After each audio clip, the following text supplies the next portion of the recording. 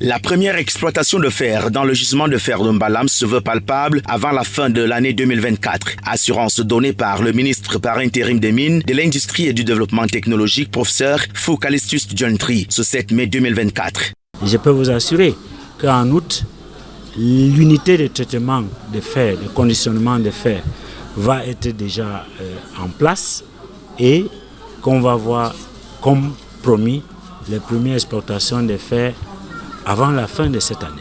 Déclaration faite à l'issue de la séance de travail que le patron des mines préside en la salle des conférences de son département ministériel en présence d'un groupe d'investisseurs chinois représentant le consortium Bestway Finances Ltd avec pour fil conducteur les enjeux de la mise en exploitation des gisements de fer entre le Cameroun et le Congo, Mbalam Nabeba. Ce projet sous-régional qui entend se positionner comme 5e pôle producteur de fer dans le monde envisage une capacité d'exploitation de plus de 15 millions de tonnes de minerais de fer par an avec plus de 20 000 emplois directs escomptés. Un projet aux objectifs spécifiques et dont le démarrage technique côté Cameroun est acté depuis le 22 décembre 2023 pour un état des lieux qui fait actuellement la fierté du gouvernement camerounais sur ces différentes phases. L'état des lieux d'avancement de travaux sur ce projet, nous sommes fiers d'assurer les Camerounais que le projet est en bonne voie.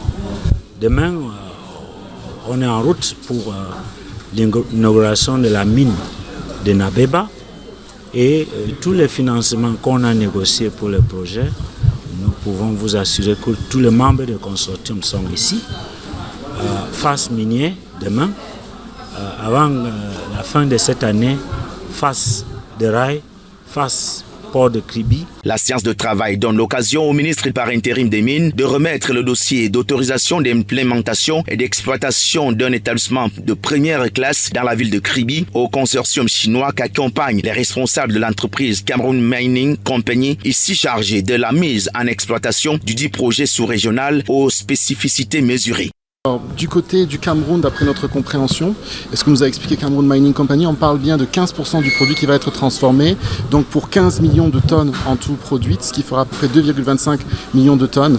L'objectif est aussi élevé du côté de nos mines au sein de la République du Congo, Davima, Banodo et Nabeba. Nous comptons transformer au minimum 3 millions de tonnes par an. Avec une particularité établie. L'une des particularités de ces gisements du craton dit du Kasaï Congo, l'un des gisements les plus importants de la planète en matière de fer, est qu'elles offrent un minerai à très haute valeur. Un minerai qu'on a pu avoir à le dire par certains endroits de plus de 65%.